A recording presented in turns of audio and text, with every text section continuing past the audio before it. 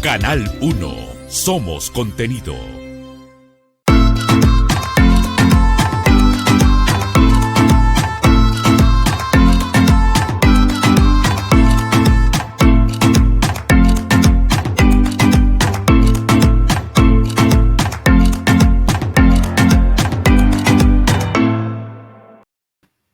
Hola amigos, ¿cómo están?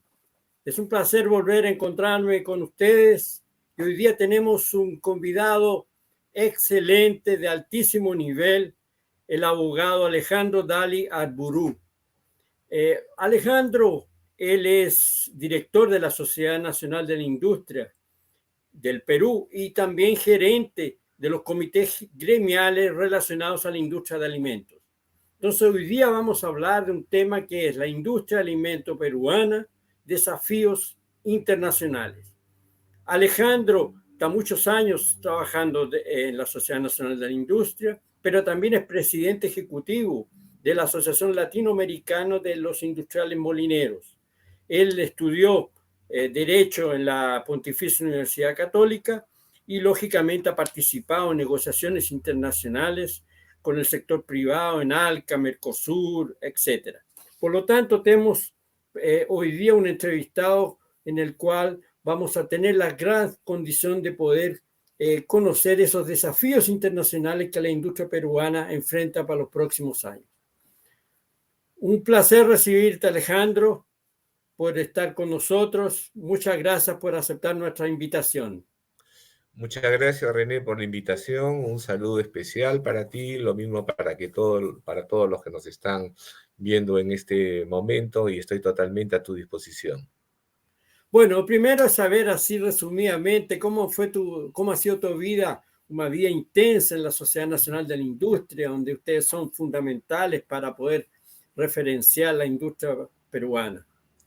Bueno, primero diré que la Sociedad Nacional de Industrias es una institución con 125 años de vigencia en el Perú, fundada en el año 1896, y bueno, es, creo yo, la institución gremial privada más importante, un referente dentro del Perú, y agrupa a más de 1.000 empresas industriales, pero nosotros no nos hemos quedado solamente en integrar las empresas industriales, sino un esfuerzo que venimos haciendo hace unos años es también incluir a nuestras cadenas productivas, a todos aquellos que son proveedores de la industria.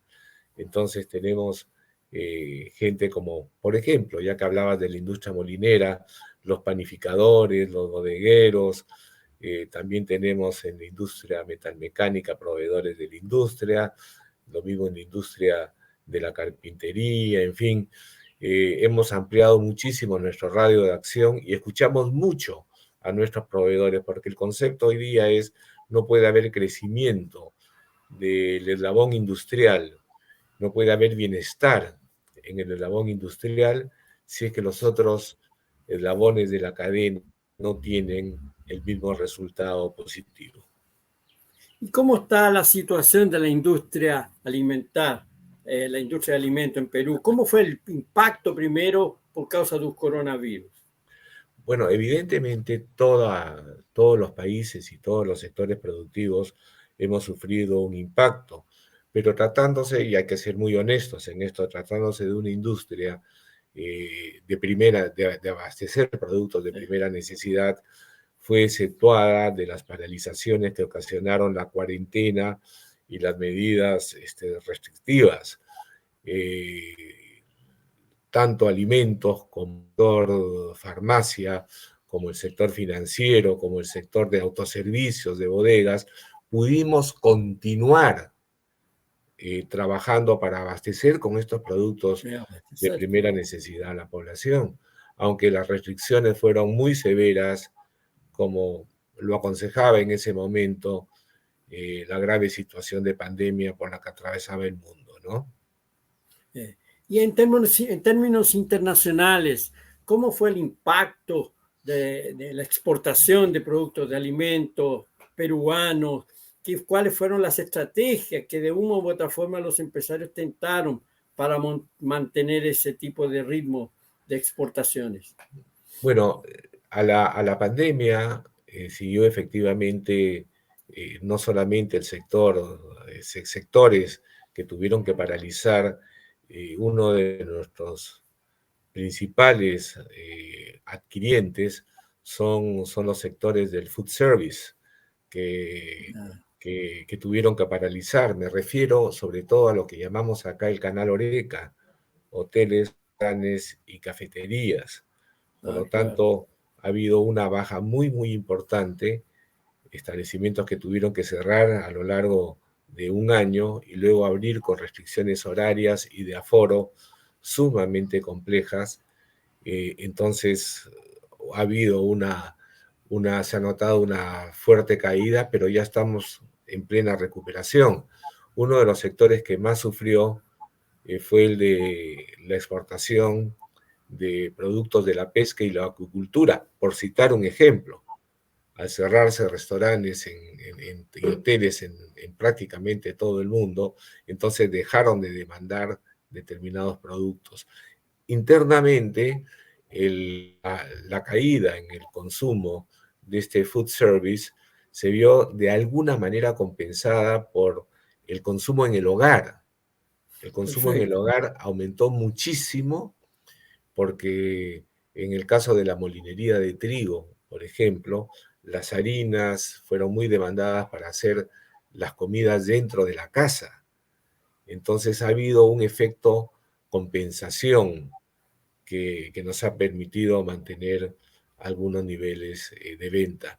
Pero también es cierto, ya que hablamos, René, y tú eres siempre muy orientado al mundo y a los efectos que Es- esto, de los acontecimientos que ocurren en el mundo, en la industria en general y sobre todo en la industria de alimentos, lo que hemos visto desde hace un año y medio es un alza considerable en es- los insumos, como por ejemplo el trigo, el maíz, la soya, la palma, que han afectado severamente los costos de producción de nuestros productos y obviamente esto se refleja en el precio de los productos terminados. Pero a eso yo le sumaría lo que hoy día el mundo está viviendo de una manera extraña. Creo no recordar en las 4 décadas que tengo con la industria de alimentos el efecto del alza de los fletes. Es realmente importante el crecimiento en las cotizaciones de fletes. Esto también influye, por supuesto que en menor medida que el alza de las materias primas, pero también tiene un efecto importante. Ya no solamente es el costo del petróleo, ni mucho menos, sino que ha habido una sobredemanda de fletes en que los países salieron a, a abastecerse, las compañías navieras, así es. Entonces, estamos todavía pasando por serios problemas que se reflejan en dos vertientes. Primero, naturalmente, en el costo, como ya lo dije, y lo otro es también la demora. Los Entrega. barcos hay así es, la oferta de barcos hoy día no satisface la demanda mundial. Es- Yo calculo que estos son hechos temporales que se corrigen cuando se ven buenos fletes, inmediatamente viene la construcción de nuevas embarcaciones, pero eso toma un tiempo, no es como las cosechas que tienen un periodo vegetativo de 6 meses, 8 meses, en que viene una buena cosecha, sube el precio o viene una baja y luego la recuperas en la siguiente cosecha, ¿no? El tema de los barcos es un poquito más complejo y creo que va a durar un poco más de tiempo. Y es con relación a esa parte que me gustó mucho cuando te iniciaste hablando de la SNI, de que ustedes escuchaban muchos a los empresarios, los escuchaban. ¿Cómo ha sido y cómo está siendo hoy día, post pandemia parcialmente, el ambiente intelectual de proyectos, el ambiente empresarial, la sensibilidad empresarial frente a los problemas que tú dices, aumento del costo de los fletes, aumento del costo de los insumos, la maquinaria, los equipos? Todo eso son obstáculos. ¿Cómo los empresarios mentalmente y también operacionalmente están enfrentando esas situaciones y, lógicamente, intentando superarlas? ¿Qué estrategias están haciendo? Bueno, una de las características del empresario de alimentos en el Perú, y debo decir, porque los conozco en la gran mayoría de los países de América Latina, es que se adelantan los acontecimientos. Sí. Por ejemplo, nuestras industrias han adoptado ya todos los avances tecnológicos, todos los avances que ofrece hoy día la investigación y desarrollo, tanto en maquinaria como en la capacitación también del recurso humano, que sin duda es lo más importante. Sí. Ahora bien, también adelantamos los acontecimientos cuando hacemos compras de futuro de las materias primas. ¿Por qué? Porque tenemos una obligación, y es abastecer un territorio muy vasto, como es el territorio peruano, con una geografía compleja, para que nuestros alimentos lleguen siempre a los puntos de venta. Entonces, tratamos de tener siempre los stocks adecuados que nos permitan afrontar algunas dificultades que pudieran ocurrir. La industria de alimentos afrontó muy bien el reto de la competencia internacional que empezó en el Perú en la década de los 90 con la liberalización de la economía. La economía antes de los 90 era una economía de mercado interno, Más cerrada. entonces cerrada, efectivamente, en la cual, pues, digamos, la industria de alimentos tenía un mercado interno prácticamente cautivo, pero también empresas estatales que la abastecían de sus materias primas a determinados precios, controles de precios, control de moneda extranjera, etcétera, etcétera.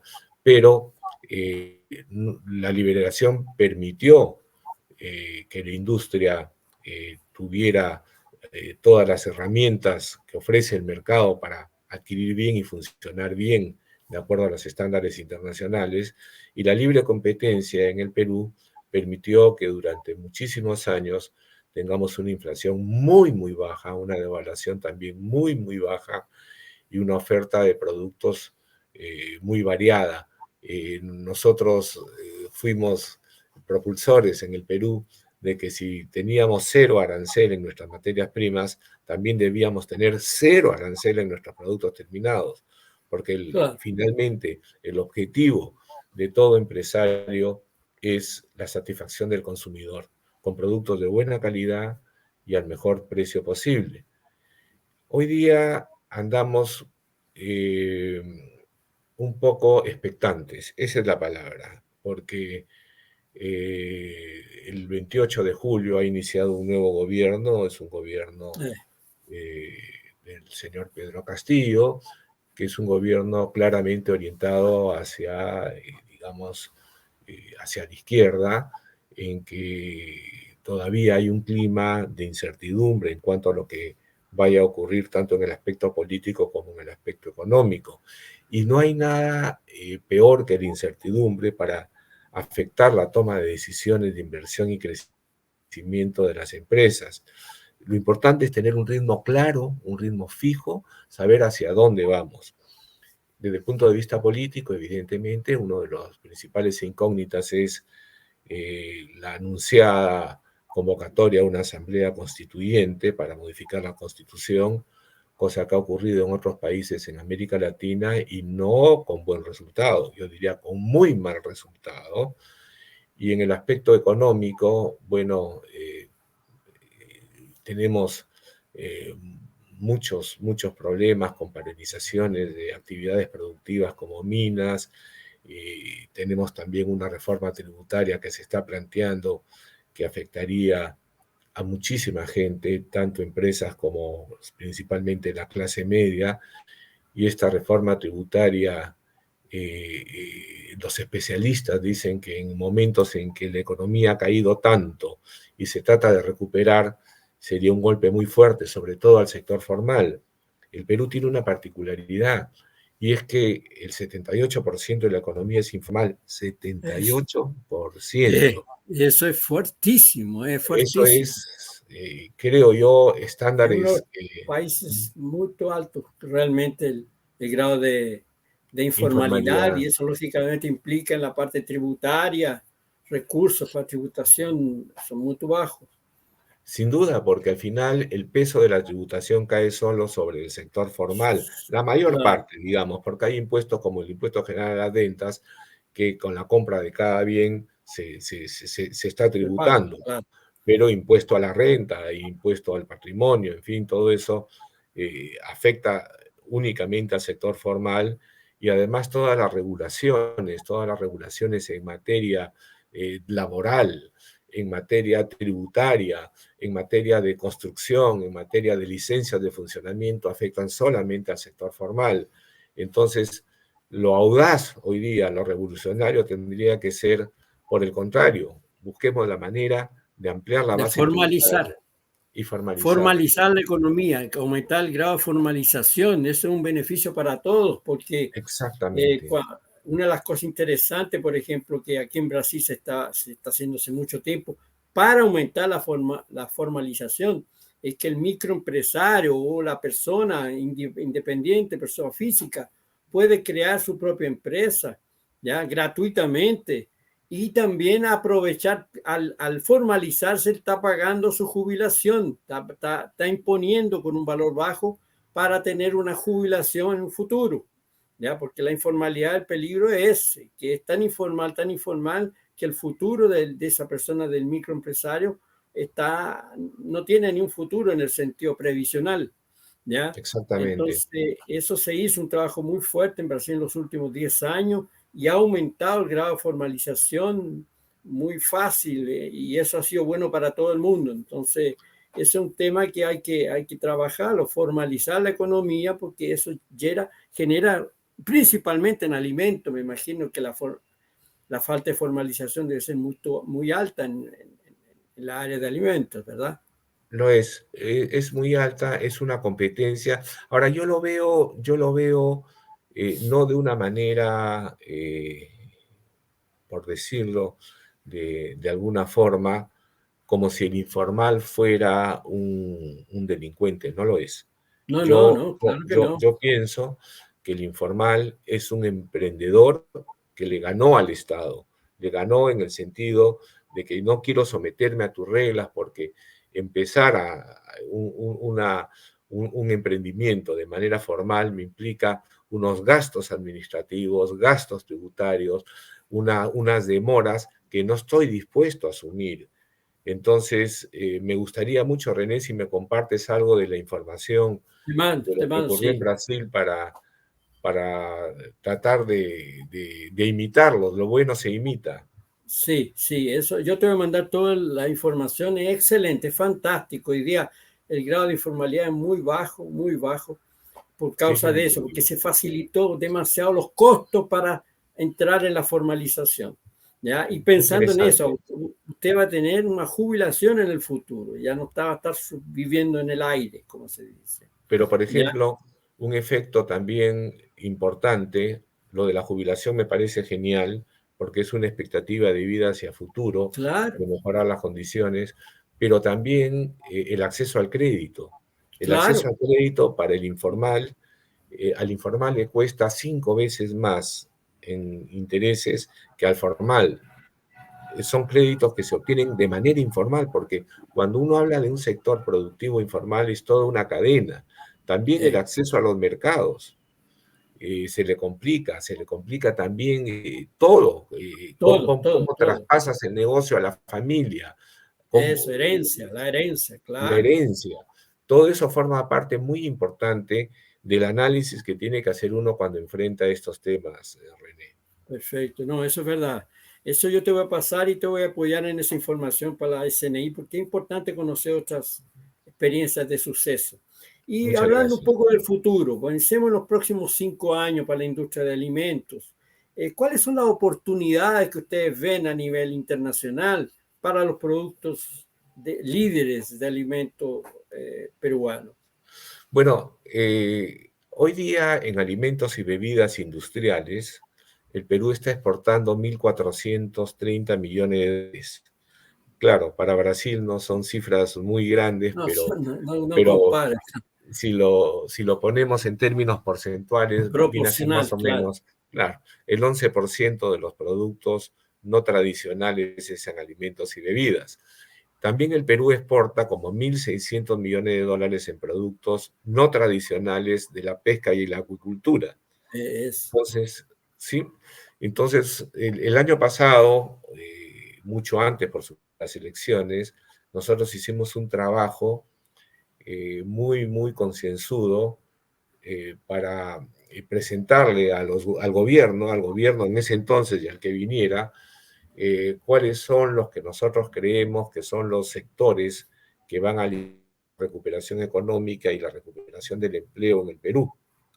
Entonces, dentro de esos sectores, donde está pues el turismo, la gastronomía, la metalmecánica, textil, confecciones, la industria forestal, también estaba alimentos y bebidas y el sector pesca y acuicultura. Y más o menos hemos coincidido en lo siguiente: las oportunidades son enormes. Realmente uno, uno ve el futuro en términos de lo que podemos hacer y todo es positivo. Lo que ocurre es que también enfrentamos con una serie de problemas como por ejemplo son las sobreregulaciones que nos restan competitividad, los sobrecostos, las sobreregulaciones. Entonces, nosotros hemos planteado hacia el 2031, como de acá a 10 años, qué es lo que podemos hacer como sector de alimentos y bebidas para exportar. Y nuestra meta es llegar a 2.000 millones de dólares de exportaciones. excelente. Y además hay una situación favorable y es de que está creciendo por el fenómeno de la urbanización, está creciendo el consumo de productos industriales. Y tanto en el Perú como en países vecinos como Ecuador, como Bolivia, como Chile y también como en Centroamérica. Entonces tenemos oportunidades de crecer en esos destinos, en nuestras empresas. En el sector de pesca, que incluye congelados, curados y, y, este, y conservas de pescado, nosotros estamos planteando una meta de duplicar, pasar de 1.600 a 3.000 millones de dólares de exportación. Excelente. Y para eso se identificaron cuáles son las oportunidades. Es un FODA, las fortalezas, oportunidades, los desafíos y las amenazas.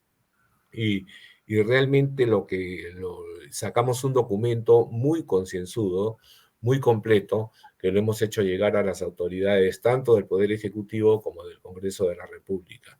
Preparados estamos porque el crecimiento se puede dar sin mayor inversión en bienes de capital. La inversión está hecha, la industria está trabajando en promedio a un 70-75% Ten de su disponibilidad, capacidad claro, para crecer. de su capacidad instalada. O sea, podemos, sin mayor inversión, afrontar el crecimiento. Y lo importante es de que cuando crece la industria, tanto de alimentos y bebidas como la de la pesca, como humano directo y acuicultura, el crecimiento del empleo no se da fundamentalmente al interior de las empresas, se da en toda la cadena productiva, En la cadena. desde el canal, todo lo que es la agricultura palma aceitera, el transporte, los servicios, los bienes de capital. Entonces el efecto multiplicador que tienen estas industrias es realmente notable. Hoy día representamos un poco más del 26% de la producción bruta industrial. Entonces, somos realmente un sector muy, muy importante que lo que queremos es seguir contribuyendo al desarrollo del país y a la generación de empleo, que es lo que más se ha afectado en la pandemia. Y Eso es verdad, naturalmente, es verdad. Como tú dices, el efecto multiplicador es fantástico. Inclusive en la internacionalización, las redes gastronómicas, temáticas, son redes internacionales y eso están llevando toda la parte de, llevando toda esa cadena multiplicadora de en área de alimentos. Y si tú tuvieses que dar algunos consejos a un empresario de la área de alimentos, que que tiene suceso en el mercado interno, más que todavía no se ha internacionalizado. ¿Qué recomendaciones le dirías a ese empresario para lo, internacionalizar? lo primero que le diría es que toda la reforma del comercio internacional que se dio a partir de los 90 han puesto las condiciones como para que nosotros nos podamos internacionalizar y exportar. Yo le diría además que el mercado interno es muy pequeño. Somos un país relativamente pequeño en el concierto mundial, somos 32 millones de habitantes, pero lo que tiene que mirar el empresario es que el mercado es el mundo. Y así como él ve que los productos ingresan, él también debe pensar y buscar sus nichos de mercado. Tenemos excelentes profesionales a cargo de oficinas comerciales, me consta porque los he conocido a varios de ellos, que nos pueden ayudar a abrir las puertas. Tenemos una agencia que promueve las exportaciones que se llama PromPerú, From donde Perú, conozco, hay muy bueno, gente muy muy excelente, capacitada, excelente. excelente, y nos puede ayudar. Hay ferias, las ferias son un instrumento, y tú, René, eres un experto en eso, pero son un instrumento también importante, Fantástico, fantástico. fantástico, para dar a conocer tus productos, la rueda de negocios. Hoy día, además, eh, ya se ha instalado en el mundo para no irse jamás la comunicación virtual como la estamos teniendo en este momento, la digitalización. Entonces, las oportunidades que se le presenta, ahora, es costoso, vamos a ser muy claros. Yo Claro, diría que tiene que observar primero de qué manera quiere entrar, y una forma es a través de los autoservicios, a través de las distribuidoras, a través de los importadores, porque realmente en el Perú tenemos una cantidad de ventajas comparativas muy grandes para determinados productos, sobre todo aquellos que utilizan materias primas que se generan en el país, con el cacao, en fin, tenemos uno de los mares más ricos del mundo en es el Perú, verdad. ¿no es cierto? Abrir mercados puede ser complicado, pero si uno lo va haciendo poco a poco, sin incurrir en grandes costos, le puede ir bien. Yo le diría eso, primero que se atreva. El peruano ya cambió de mentalidad, el peruano miraba al Perú, hoy día el peruano mira al mundo, hoy Eso día, mismo. hoy día yo diría en una frase, ya no le tenemos temor al mundo. Nos hemos dado cuenta a raíz de la apertura comercial que nuestros productos gozan de alta calidad y la preferencia de los consumidores, y por eso es cuestión de atreverse, es cuestión y es increíble porque yo veo que no son las grandes empresas solamente las que están Son las explorando, pequeñas. sino las pequeñas empresas. Hoy día la canasta de exportadores, no solamente pequeñas, René, sino también regionales, es impresionante la cantidad. Y una muestra de ello, por ejemplo, es la agroexportación. La agroexportación hace 20 años eran 400 millones de dólares al año. Hoy día son 8.000 millones de dólares. ¿En base a Eso, qué? Así es. eso es verdad lo que tú dices. Ahí está el mercado potencial. Es más un problema de visión del empresario que de recursos, porque ustedes tienen una agencia de excelente calidad, agencia promotora, tienen la SNI que puede apoyar en términos de capacitación, de estrategia, de plan de En eso negocios, estamos. todo eso lo pueden tener una estructura. Muchas veces el empresario que no se atreve a cruzar la frontera, ¿ya? Mentalmente. Es cierto, Pero eso está cambiando, como tú dices, está totalmente cambiando. pero se necesitan, uno no puede pensar en ser exitoso en el mundo si no cuenta con reglas estables, con una estabilidad Sí, jurídica, con una estabilidad política, con una estabilidad económica. Eso nos va a permitir hacer los planes de mediano y largo plazo. Entrar en el mundo de la exportación no es para entrar una o dos veces, sino es y hacer dos o tres negocios, es para ya quedarse. Entonces eso es bien, bien importante, tener también una estabilidad jurídica que no cambie con los gobiernos. La política de comercio exterior, como la política también de nutrición y alimentación, que también tiene que ver mucho con la industria de alimentos, tienen que ser no políticas de gobierno, sino políticas de Estado. Eso es Perfecto, lo que perfecto. tenemos que Así hacer mismo. comprender a nuestros gobernantes, que independientemente si cambia el ministro, si cambian los funcionarios, si cambia el gobierno, esa política debe continuar. Excelente. Es tan excitante lo que estamos conversando y tanto lo que va a acontecer que te quiero ya dejarte convidado para el próximo año en alguno de los programas. Me gustaría que volviésemos a conversar sobre este tema. Lamentablemente se terminó el tiempo y me gustaría mucho que tú en un minuto pudieses dar tus últimas palabras y despedirte ahí de la gente que nos está escuchando y viendo. Bueno, muchas gracias, René. Lo que se me ocurre decir es de que el Perú es un país lleno de posibilidades, no solamente en la industria, el turismo, la gastronomía, nos ha posicionado en el mundo como un país sumamente atractivo. Invitarlos a venir a visitar nuestro país y disfrutar de todas las maravillas arqueológicas y la gastronomía que le ofrecemos al visitante y la cordialidad de los peruanos hacia todos ustedes. Y un abrazo muy grande, René, y mi agradecimiento por esta invitación. He disfrutado muchísimo esta entrevista. No sé si se cumplió el Bueno, minuto.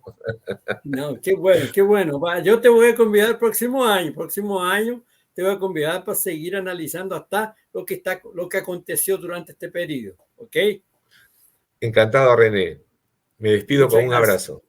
Un grande abrazo para ti, que tengas unas fiestas de final de año con familia muy felices también, deseando. Y Lo para mismo te deseo, nuestros, René, a todos ustedes. Adiós. gracias. Y para nuestros televidentes, yo también me despido y nos encontramos en un próximo encuentro con gente que piensa globalmente los negocios. Hasta luego.